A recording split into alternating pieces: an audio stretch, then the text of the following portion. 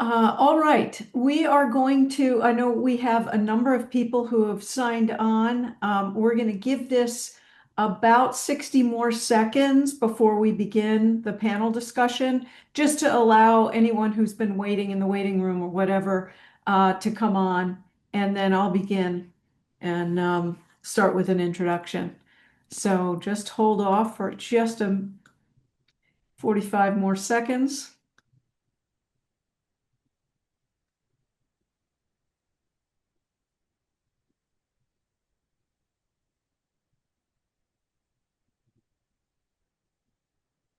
Okay. All right, I'm going to jump in because time is limited. My name is Nell Cady-Kruse, and we are going to have a program today, as you've all signed up for, with a group of panelists. And it is my great honor and privilege to introduce them. I will be very brief in the introductions because I want to get into the discussion and hear from each of our panelists today. But first off is my dear friend and a very respected leader, servant leader, and executive, as well as many other things, a man of great many talents, Steve Miska, former colonel. And Steve is joining today in his capacity as a writer and in a sense, a historian. Steve and I have known each other for quite a number of years. He is the one who introduced me to No One Left Behind because, unbeknownst to many people, he was actually a senior advisor in the early days of No One Left Behind. Steve served in Iraq. He was in the military for 25 years. Is that right, Steve? Just means I'm a slow learner now. Okay. Steve was educated at Oh, geez, are we going to oh read all good. this? No, no, it's okay. I won't read it. Anyway, Steve's a well-educated guy, including Cornell University, which is near and dear to my heart. Um, So I think what we'll do is we will open with Steve. The plan for today is that Steve will start and we'll do a reading. And then we're going to go to our other three panelists who are all representing No One Left Behind. Steve passed the mantle on to me in terms of advising No One Left Behind. So I'm a senior advisor to that group. So it's my great privilege also to introduce to you the people who will be speaking later after Steve reads a bit from his book and talks about that. And that is Andy Sullivan, who is the executive director of No One Left Behind and also a good friend. Andy served in the infantry, right, Andy? Army? Yes. Nailed And it. tours in both Iraq and Afghanistan. Um, and is an expert in the public policy space, and has moved his way up to executive director now at No One Left Behind. Um, we're also joined by Chief Operating Officer of No One Left Behind, the very talented Noor Trumbull.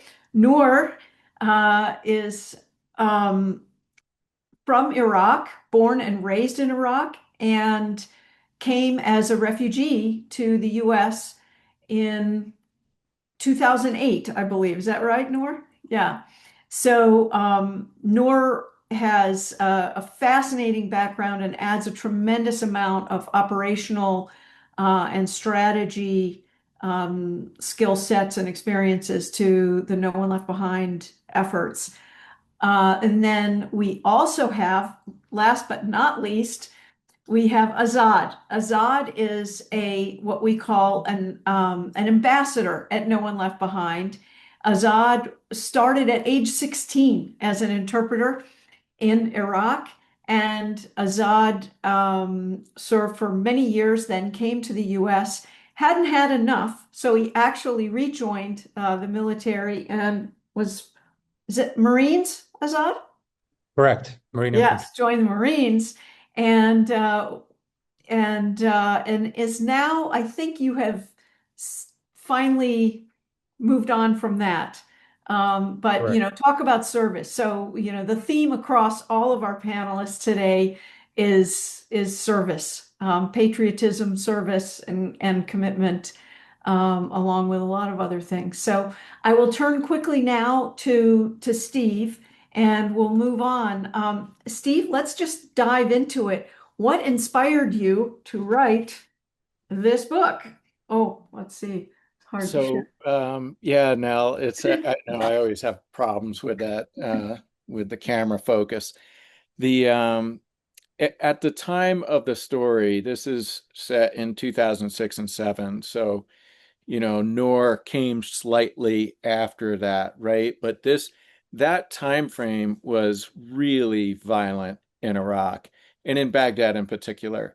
There were over 3,000 casualties a month at that time. And that, to put it in perspective for Americans, that is a 9/11 level of trauma inflicted on a population less than 1/10 the size every single month. So that's the level of violence that we're talking about. It was really bad, sectarian violence. And what we realized was any partner, any Iraqi colleague who was working alongside of us, they were being targeted, hunted down, and killed. Their family members were at risk if their family found out about it, and were, questioned or kidnapped or tortured or killed. And so many of them, took extreme measures um, to support the American mission.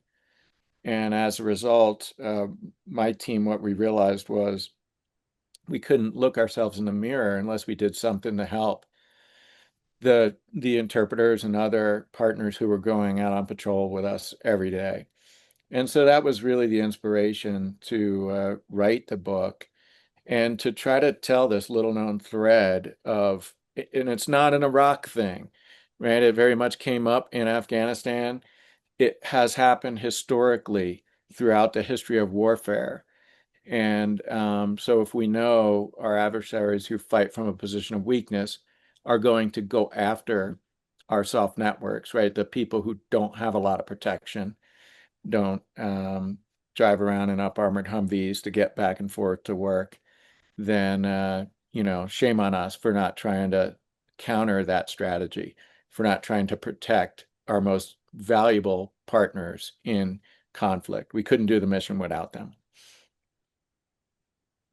Well, I think it would be great if you wouldn't mind, Steve, to read a little portion. Yeah, Just give people an excerpt of what you've written about, and then we can absolutely. talk about Yeah, it. so the opening salvo of the book in chapter 1 really goes through a series of vignettes with different characters. Some of them did not make it, unfortunately. But I chose this one for a character named Ronnie. And as many of you know, who either served as interpreters or were there serving, eh, they all needed to use a nom de guerre, a nickname, in order to not be identified. Because if you know a full name, you can trace to their family, where they live, what tribe or village they might be in, and it puts people at risk. And so Ronnie was his nom de guerre, and hopefully this will give listeners a sense for the extreme measures that interpreters had to take in order to stay alive. And for any listeners out there who might have a copy of the book in your hand, because Nell asked me this last night, I've got the hard copy version, and I'm starting on page 18, and it'll just be about 2 pages of reading. So Ronnie began his job with the Americans when he was 18. The son of a university English professor, he'd learned the language well and became proficient by practicing with his father and watching American movies. He wanted to make Iraq a better place, and the Americans paid well.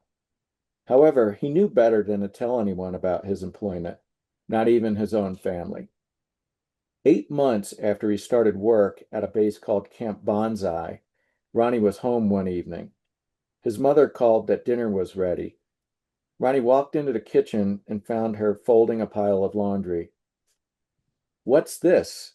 his father asked in English, holding Ronnie's U.S. military base access badge. Ronnie stared at it, stunned.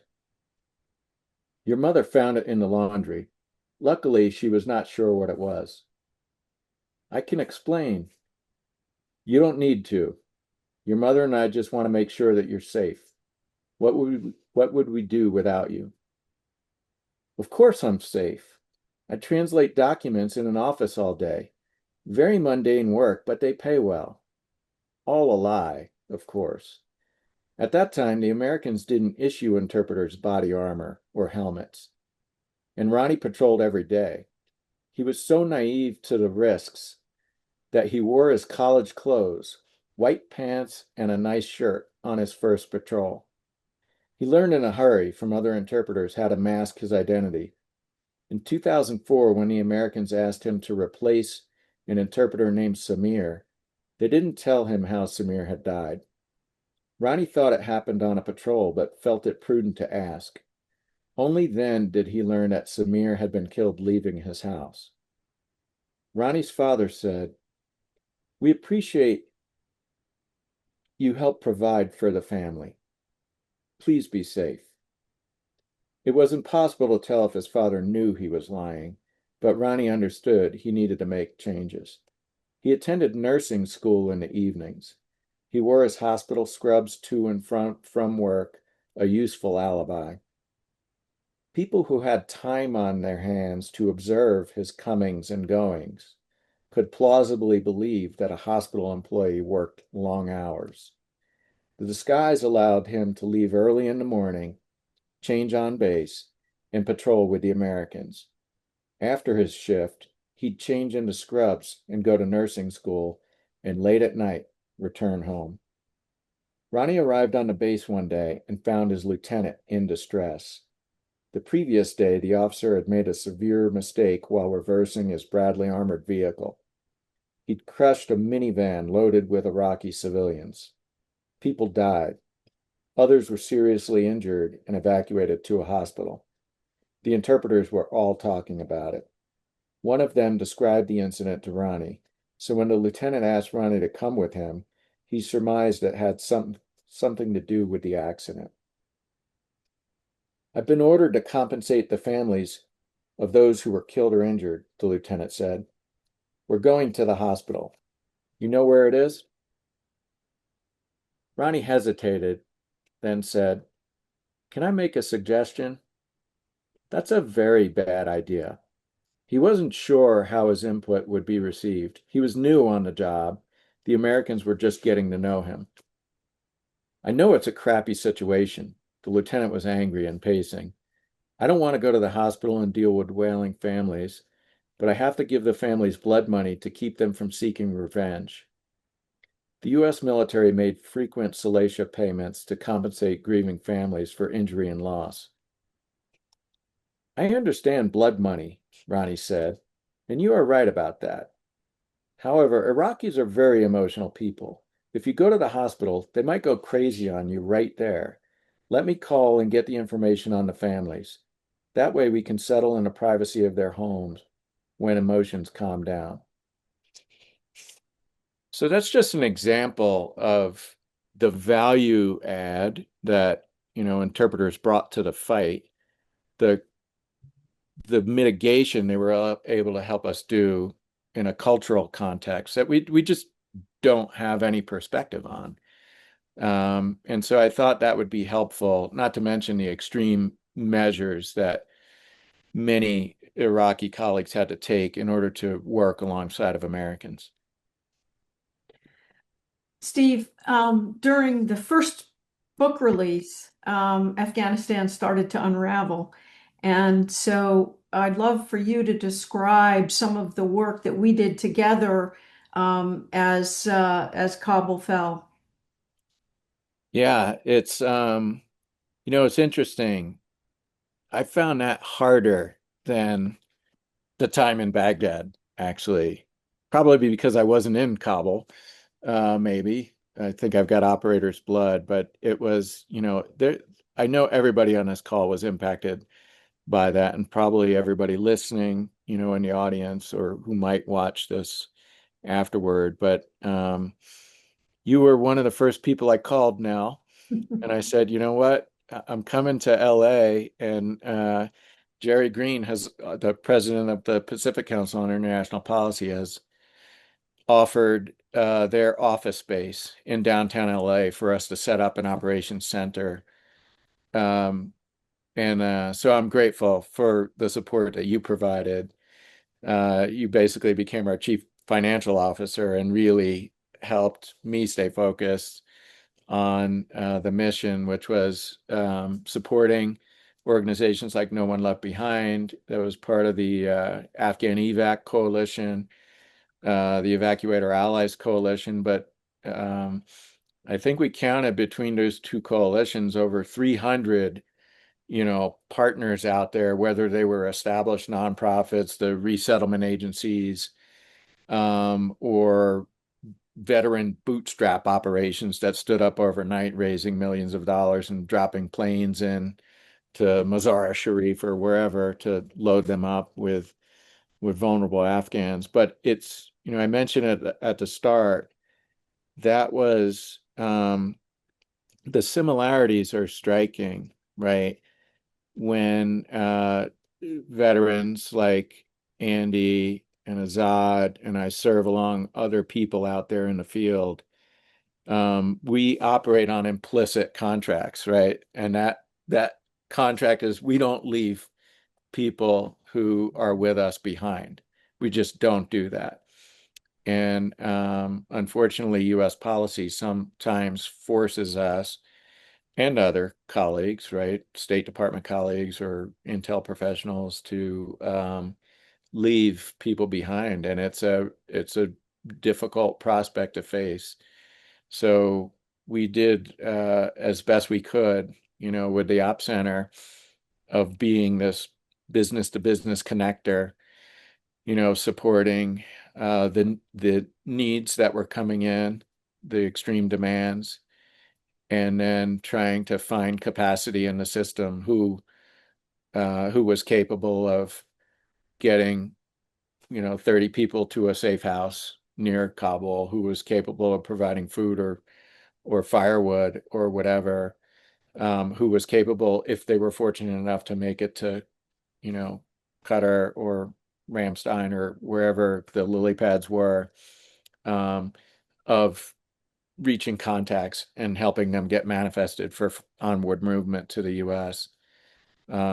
Or our colleagues in the U.S. who have seen this play out, ever since Vietnam and other refugee crises, that help resettle. So I know that's a lot of the work that this team does, and I'm grateful to have played a small role alongside you and also to introduce you to No One Left Behind at that time. Well done. Okay, Steve, we're going to move on a little bit, and I'm gonna open up to Andy. I'd like to ask you a couple of questions. With that as background, um, perhaps since Steve's book is set in 06-07, which is about 7 years before No One Left Behind began operations, what happened in that gap? Well, I think Steve used a perfect word earlier. He said the word bootstrap, and that is really what happened for a long period of time. You had a nearly 7, 8 year period where the SIV program existed. No One Left Behind did not. And really, it fell to individual veterans to help assist. And I shouldn't say just veterans. There are plenty of just everyday civilians, members of America that stepped in as well. But for veterans were a big part of it, and so veterans would write letters on behalf of their interpreters. I can tell you that when I was in Afghanistan, leaving in 2014, we had nearly 18 interpreters that worked for just my company alone.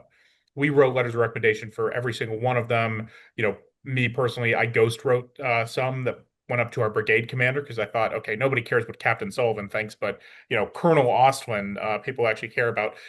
So we would do things like that, and then on the reception side.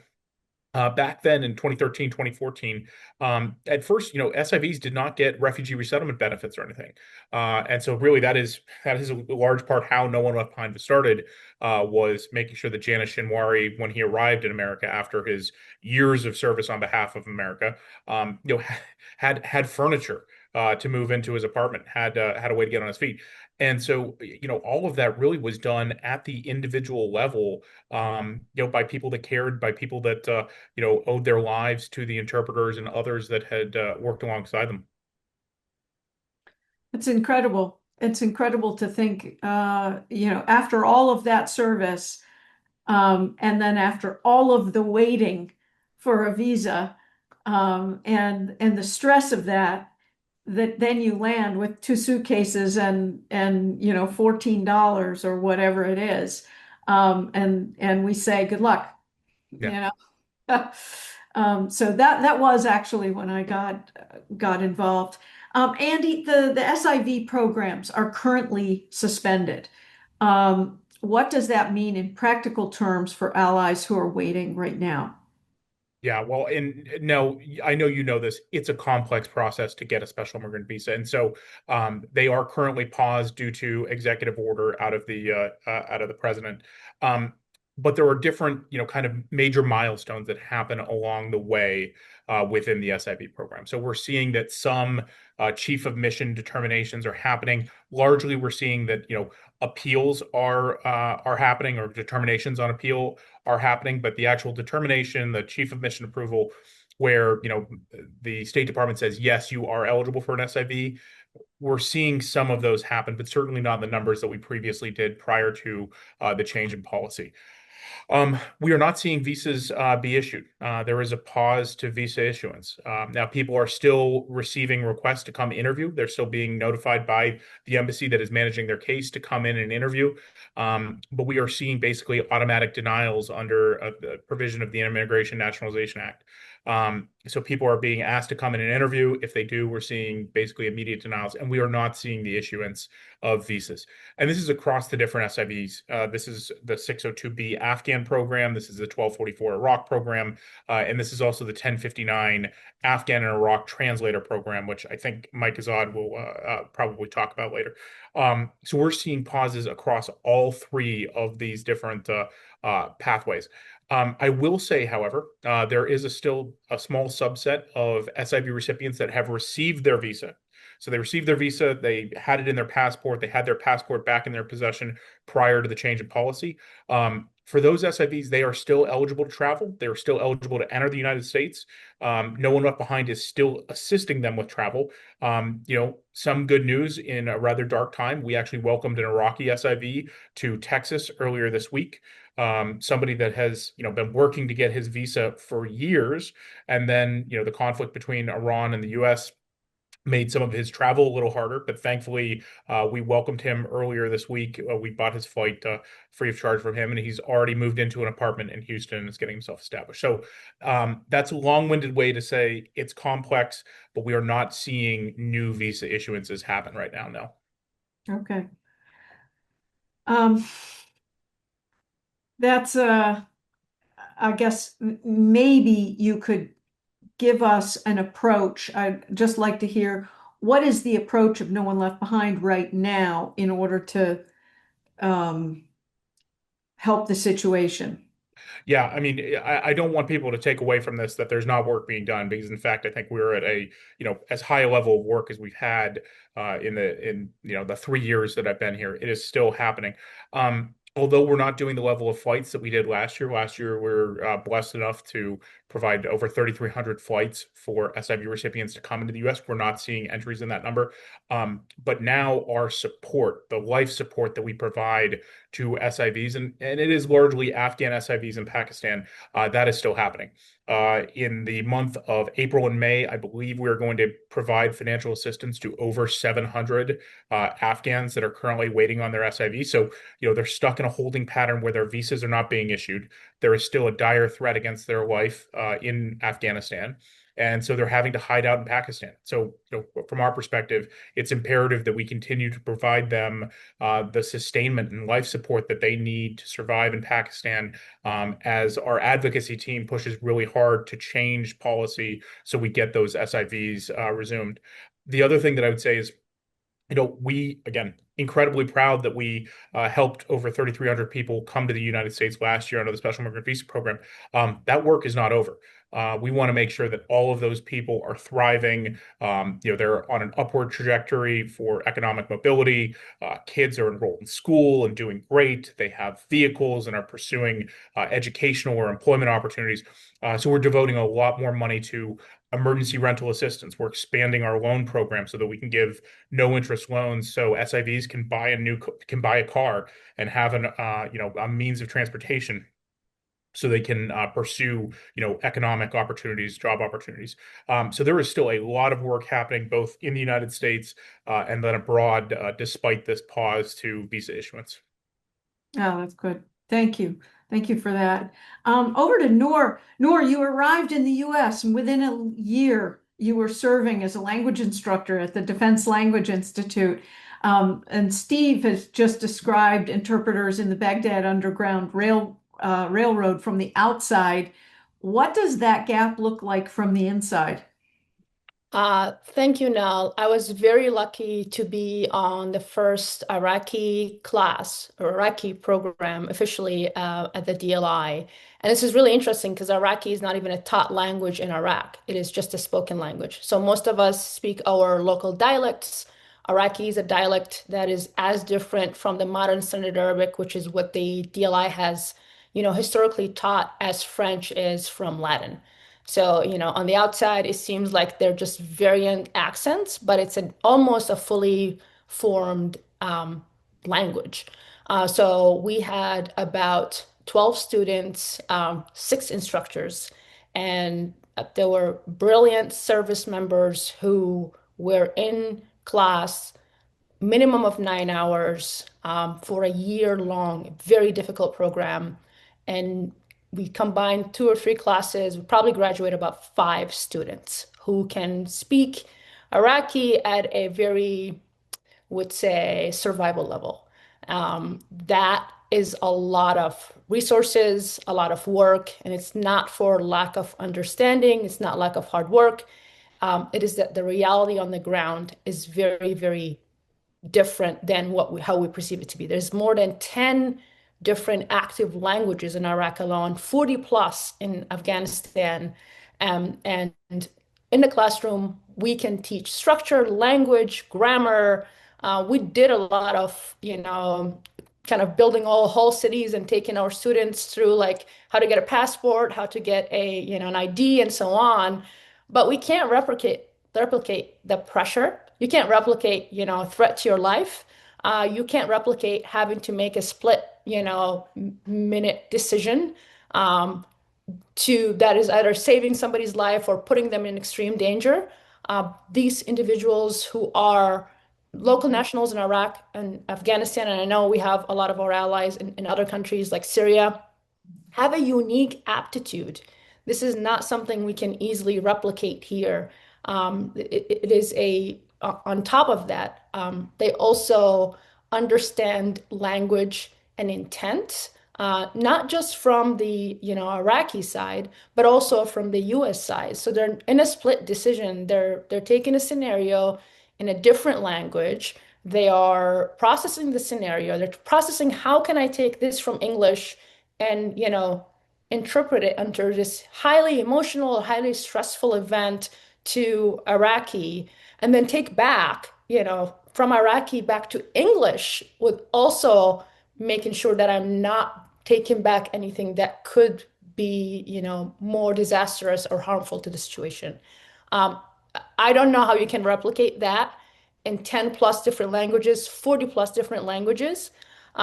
on top of that, I think we are also, these individuals have adopted American ideals, put their lives on the line for these ideals up front, and you know, from our perspective, we had all the resources to teach our students. They were very hardworking students, super interested in the culture. It was an incredible experience to take somebody who has never heard of Iraqi and then hear them speak Iraqi at the end of the year. But I don't know if we can, put them on the ground and expect the same result. I'll add one more thing, you know, a lot of the deployments, we have US forces on the ground, they go back to, bases. These individuals go home and they do this over and over and over and over. They don't have deployment.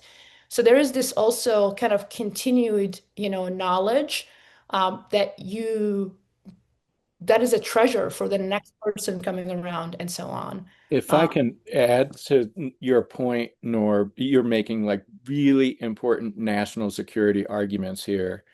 Ronnie, the character I read, when he was, spoiler alert for those who haven't read the book, but when he was fortunate enough to make it here to the United States, he enlisted in the army and deployed back to combat, like many, like Azad, right? People want to continue serving. After serving out his enlistment, he and another interpreter that came in under Baghdad Underground Railroad went to work for a defense contractor. They have TS level security clearances, and some of the work they have done includes counter ISIS messaging on social media. I'm sorry, no native born American could ever do that, and you can't train that at DLI. How long do you think it would take, Noor, to get that? I mean, A yeah, lifetime. exactly. Yeah. And on top of that, like Iraqi is not even a written language. So like we also now, if we want to help them write, they're gonna have to go back to the modern standard Arabic and learn how to write in modern standard Arabic. It's a situation that is a lot to the national security point, Steve, is that we're not going back to your point where I think earlier in the book you're talking about Ronnie explaining to his parents that he is working this job and they understood, right? And supported him to some degree. I think leaving our Afghans and Iraqis behind, you know, we are not only eroding the trust of the people who've already served with us, but we're also eroding trust for generations. They're not, if his parents are at this point of time, it's not going to be the same thing. It's going to look different. Really good point. Yeah. And what you hear when you're in this space over and over and over is how critical this is to national security, to the security and the effectiveness of our forces when they go abroad. And so it gets to the work, Steve, that you've done in the past on soft networks. Maybe you could just give us a tiny bit of that, and then I'll go back to another question for Noor and then move to Azad. Sure. So, I spent 40 months in Iraq. So when I came back to the United States, I was forward deployed in Germany at the time. This was a burning issue for me because it seemed like a very logical strategy. Our adversaries were targeting people who really couldn't protect themselves. And the only way we were able to keep our interpreters alive was they lived with us 24/7 on the base. And then they took extreme risks once a month so they could go home and give their families some money, see their loved ones, and then they would come back. It was too lethal to commute to work. And so I came back to the US with this burning issue. And as I wrote a pretty lengthy thesis, like 125 pages or something, one of the chapters was actually history. It was the American Revolution. And when I really dug into it, the founding fathers of this country prosecuted a very similar campaign against the British, the world superpower of the time, by going after their soft networks, right? They were tarring and feathering people, riding them out of town on rails, confiscating property, having them recant their loyalty to the crown because they were considered collaborators. And that really opened my eyes to this is just very logical fighting from a position of weakness. And so if it is, why are we not doing what we can to provide the tools that allow our operators in the field to better protect our local national partners? Thank you. Yeah. And it's, why isn't this more established within legislative work? Which maybe Andy can talk to as well. Noor, one more question before we move on is what do you wish had existed when you arrived that No One Left Behind is now building? Yeah, I think when I first arrived, the most exciting program that I looked at No One Left Behind was the car loan program. But I think the instability of the SIV program in general had been an obstacle to, essentially complete that program. I think a lot of people who arrive to the US are shocked by a very interesting concept, which is credits.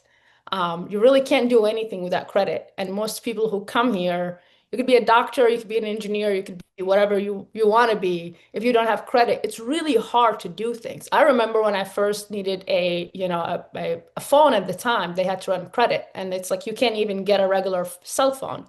So we're thinking about like what is the most transformational thing to our clients. And we know that a lot of them are incredibly competent. They have very high aptitude. They come to the US, they're able to find jobs, very, I would say, relatively quickly. They're incredibly resourceful, but they get to the point of transportation, and that becomes difficult and expensive. So our car loan program, we are working on, it's a very big project. I think we talk about car loan as this is like a very simple thing. Every single state in the US has its own set of criteria of how we can loan. California, for example, has two different, essentially, licenses we have to apply for, lending and collection. So we have a car loan program for us to essentially give our SIVs two tools. The first one is obviously a car that will transform their lives, go to work, get a job, take care of themselves, and so on. The repayment goes on to the next person to get another car, and the credit will enable them to get a better car, because our loans are, I would say they are modest to a degree. We are working on expanding them. So right now in the US, our car loan program is probably the thing I wish we can expand because I feel like it has the most transformational impact on lives. It also something that we don't see a lot of. I think the resettlement agency do a great job for like entry when you first arrive. There's financial assistance, all of this stuff that are available for you quickly. But how do we catch you and then keep you on the upward momentum so you don't need to be, waiting for more, financial assistance and so on. So that is the biggest probably. That's the thing that I wish that we can focus on a lot. But I think this year is a year that we are hoping to take it to the next level. Okay, and I will point out those are interest-free loans. Correct. Azad, I'd like to move. Thank you, Noor. Azad, moving over to you. Walk us through what your arrival process looked like and what was in Iraq before. Thank you, Nell. So really, growing up in Iraq, I had the opportunity to witness Marines and soldiers patrol around the city. I grew up in Kirkuk, which is known for the 9th largest oil field in the world. So you can kind of understand how much conflict that can create. And seeing these soldiers and Marines early on is what kind of started it. That's when the inspiration clicked in me. And the goal was to get close to these guys and potentially go immigrate to the United States. And for me to do that, I had to learn English, and very similar to a lot of interpreters that Steve mentioned, that we grew up with the passion to learn English, was what you had available, which was movies and music. So That was my pathway to learning English. And when I finally got the opportunity to become a translator, and the first step of the dream became truth. And now, once you're into this role, everything changes. What happens is life becomes very, very complicated. You calculate what you do, the roads you choose, back and forth, what people know about you, what you tell people about your life, even your family, specific details that you can't really mention. And now that you're in that role, the risk is there. Then you add the challenge of waiting for the application process for the SIV, which has gone through, like Andrew mentioned, so many ups and downs. The program was shut in 2014 permanently, then was reopened under very strict conditions, which first and foremost, you have to serve 1 year as a translator, and then you have to get a letter of recommendation from a chief of mission or a 1-star and up general, which is also very hard to get. But I was able to get that because I was embedded with teams like special operations, like Marines, Navy SEALs. I was able to gain their trust to where they put in a request for me to get that letter. And then you submit the application. And then, not even though you get the letter of recommendation from a general, the application process itself is like 50 visas a year only. So that's another layer of restriction and narrows down your opportunity. And going through the process was very lengthy, very challenging. Going back to the point Steve made of I lived on base with the teams that I worked with, and sometimes it would be 2 months, 3 months that I didn't get to see my family, and at times they had to fly me out on a helicopter, go to the capital of Kurdistan. I'm ethnically Kurdish, Erbil, and my family would drive up north to meet with me.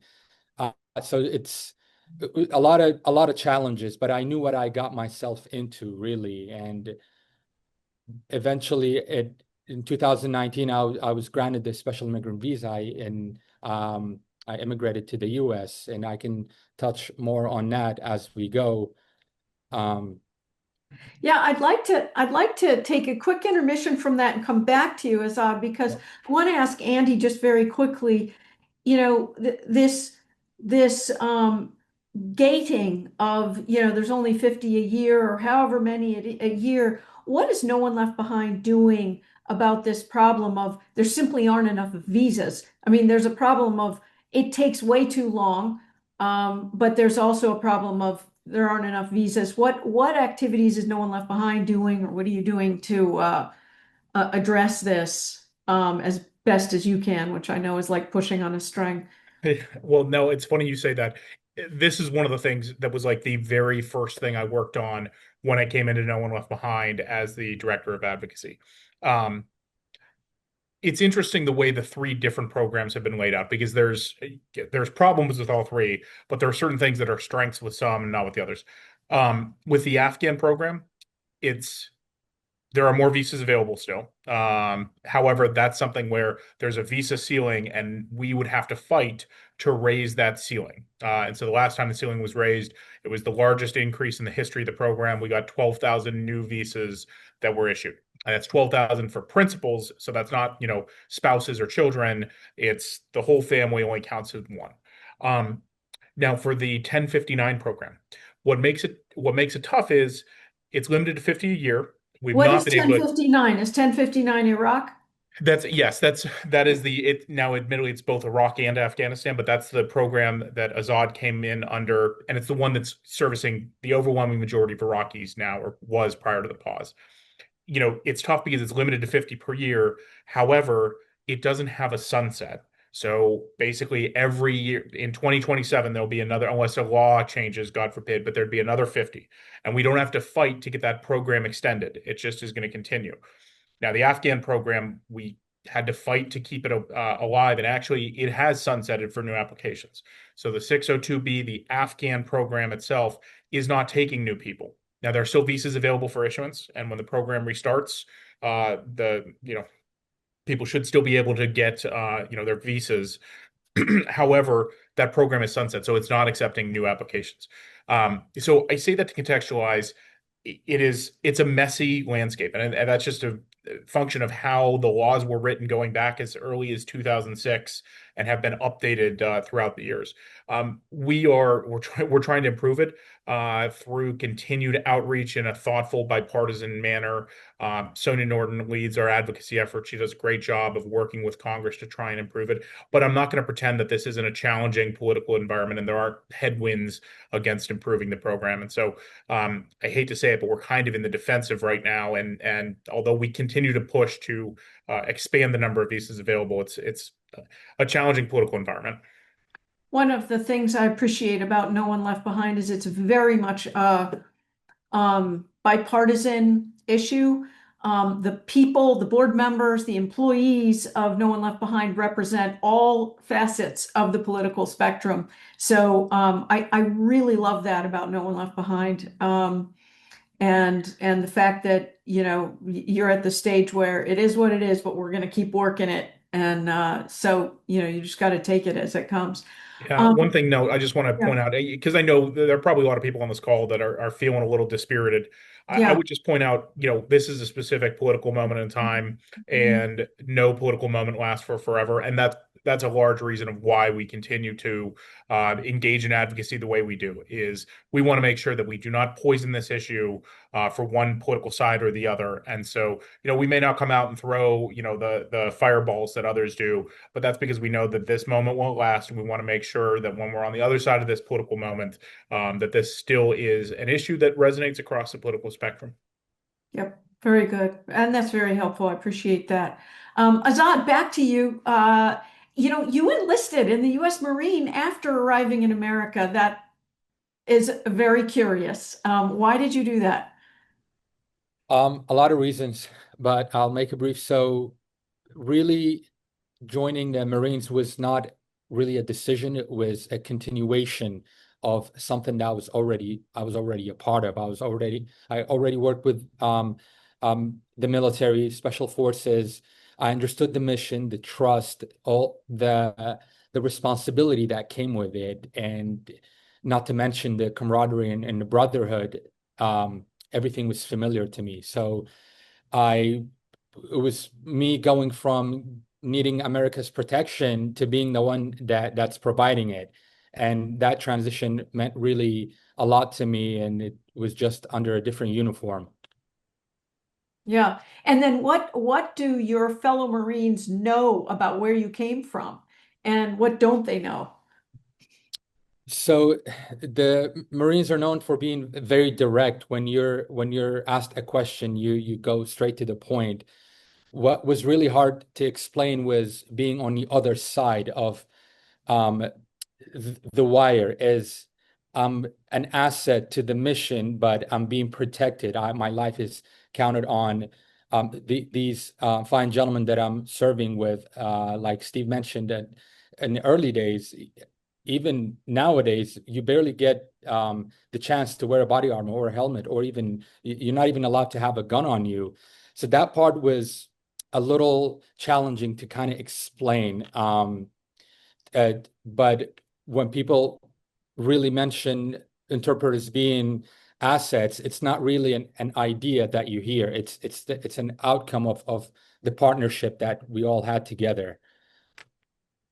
Yeah. Wow. What would you say to an Iraqi ally who's still waiting right now? I've done a lot of work. Thanks to NOLB, we've been able to bring out a lot of Iraqi interpreters. Like Andrew mentioned, it's much more challenging for Iraqis. For the people that are still back there and waiting, I want to just tell you that we acknowledge the reality, and we know the uncertainty, and the lengthy progress is very, very challenging. But please understand that waiting on a decision does affect your life, but you also held your part. You kept your promise. you took the risk, you put yourself through that, your family, that risk and that challenge, but just rest assured that the efforts are happening. We're doing our best. There's conversations in Congress, there's coalition where there's advocacy that No One Left Behind is doing. And I just say, hold it down, be patient, and there's light at the end of the tunnel is really what I can say. Nell, if I could just dovetail off that, Andy mentioned, this is a point in time, right? At the time of this story, and I don't know if it was still that way, I can't see it, nor when you came through, Embassy Baghdad had closed its doors to Iraqis, right? U.S. policy said it was too dangerous to interview Iraqis in Baghdad. And so they had to go to Amman, Jordan. Well, the Jordanians had closed their border to Iraqis because they had a refugee crisis on their hands. So it was a built-in catch-22 to the process. These challenges are absurd, right? When you think about it, the current situation is absurd. I'm not trying to discount it, but I would just add to what Azad says, don't lose hope. You've got to the fact that No One Left Behind and so many other organizations out there are still fighting for you, and still trying. People are working to try to help, and Yeah. it's not pretty, Yeah. but we do what Steve, we what can. I was going to mention that, you've written a book about this, but you are one individual, you are a colonel, and you found a way to break a bunch of rules, which is, kind of not in the handbook, right? And figure out a way to do the right thing to honor the promise. And to me, that's one of the most important messages of this book is what you had to go through and do. First of all, you recognized, the service provided and the brotherhood that you had with your interpreters. But secondly, you weren't going to sit around and do nothing. You were going to, walk through walls if you had to in order to get them to safety. And you did it. And If I so, could just if I could okay, just make one minor correction to what you please. just said. All right. I was not just one person, right? Okay. It was a team, just like so many of us came together around the Afghanistan evacuation. And I'll give an aspect that doesn't get discussed very much, but it gets to Monica Jerby's one of her questions in the Q&A. Um, I I had a flat rule with Baghdad Underground Railroad. We will not even try to get an SIV unless there is a sponsor on the ground in the US who will help you when you get there, if you're lucky enough to get there, because that person will help make a cultural transformation that is really jarring. And very, Noor hit on it with credit and I mean, getting dental records, and you can go right down a list of how hard it is. And so the last third of the book is very much focuses on the setting in the United States and these courageous women, almost all of them were women, who opened their doors to young Iraqi, mainly men, but not exclusively, and welcome them to the United States and help them get their feet on the ground. And many of them, like Azad, enlisted in either the Marines or the Army as soon as they got here. I mean, that's the character and quality of people we're talking about. And I do think, having looked at, Monica, I've not been able to read all of your Q&A, but what I see, and I think it's worth commenting, very important to comment on, maybe Steve, this is you as well, is the mental health aspect from a veteran perspective, as well as this is very, very stressful for everyone involved. And we've been focusing on the stress on the interpreter and their family, because that's a very obvious stress. But can you talk about, the stress from the rest of the community around, the veteran community and the mental health Yeah, aspect? and I'm sure Andy and Azad and Noor Yeah. can all add perspective here too. I'll just use the example of the Afghanistan withdrawal. Um, when we set up that team and we had, about 20 plus people when it all came together, many of them were experienced in disaster, right? Yeah. They were Team Rubicon people who go from one disaster to another, and even with that level of experience, we had to get 24/7 psychiatric support from the get-go. And we were grateful to have a partner in the LA County Sheriff's Department who, they would send their psychiatrist over, who was a veteran himself with a service dog, but he was on call if any of our operators started, because they all want to help. And there was real trauma coming across those phone lines with people in distress making life and death situation decisions. And 9 times out of 10, the operator wouldn't be able to help constructively from the perspective of tell them what to do, but they could offer that ear to listen and to add context and maybe a glimmer of hope that would allow them to keep moving on. And so the mental health support is just fundamental from my perspective. Yeah. Andy, it looked like you were going to say something. I don't know if you've seen some of the Q&A, but it might also be helpful for you to comment on, what No One Left Behind does to help steer people to help and write letters, et cetera. Yeah, so Monica, appreciate the questions in there. I think the closest thing that we have something called Partners in the Promise. It is an advocacy-led newsletter, for lack of a better term, but it's definitely our more policy-focused outreach. Rather than our regular kind of updates that you get via either our socials or our newsletter, this one is very much more in the weeds on what is going on, and it provides the best way to engage. Our way of recommending how you engage with your legislators, your member of Congress, your senator, et cetera. I think you have some really interesting ideas in there. Would certainly love to connect offline.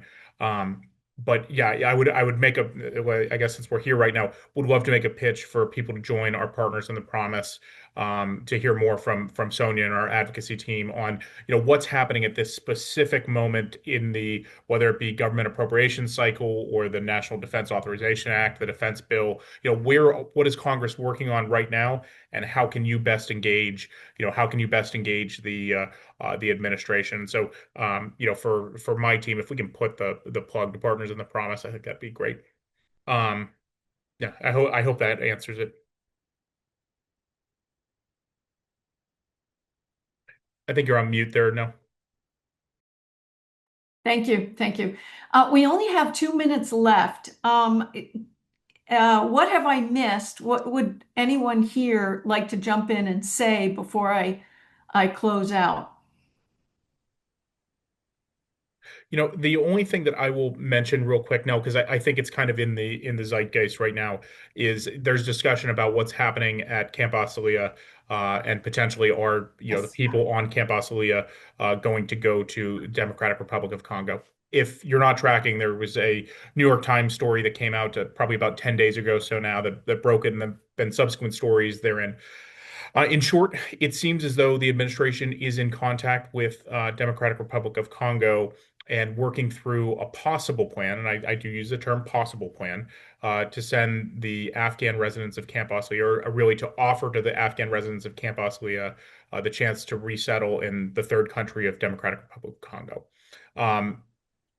It's concerning. I mean, if the options for the 1,100 or so residents of CAS are DRC or Afghanistan, which is what some of the reporting indicates it could be, this is really concerning. Obviously, Afghanistan is an incredibly dangerous place for our wartime allies. They face dire threats against their life if they were returned, and DRC has a lot of problems. Unfortunately, there's an economic crisis. There is humanitarian issues. It already has a huge population of refugees. And then there's ongoing conflict in the eastern part of the country. And so, we are doing advocacy to make sure that our, Afghan allies have a safe resettlement option. And our belief is for those that are at Camp Asilia and can pass vetting, they've earned a pathway to the United States. We actually just led a call for the president and the administration as they think about expanding the number of refugees admitted to the United States this year to make sure that those 1,100 on CAS are included in that. So if they pass that vetting, they deserve to come here. And if they don't, then they still deserve a safe third country, and to make sure that we have a plan in place for them, and it's not just dropping them off in what could be another otherwise untenable situation, which I think the DRC could be. So that's one thing that I just wanted to let people know, that if you are seeing that story and wondering what's happening, feel free to reach out. We're always happy to talk about it, and we are working to make sure that the folks on Camp Asilia are taken care of. Very good. Thank you. Thank you, Andy. Well, I'd like to close with Steve. Steve, you need to tell us about wrangling and writing, or is it writing and wrangling? Because, this is also part of, I think, the healing of someone who's still working through, all that was involved with being, in the armed services, in government, and in the evacuation. Steve, over to you for last few words on what's next, and then I'll close out. Sure. Thanks, Nell. Yeah. Well, so everybody in this world is used to very dark subjects, right? The conversations we're having are very hard, this discussion, and a lot of the lived experience as well.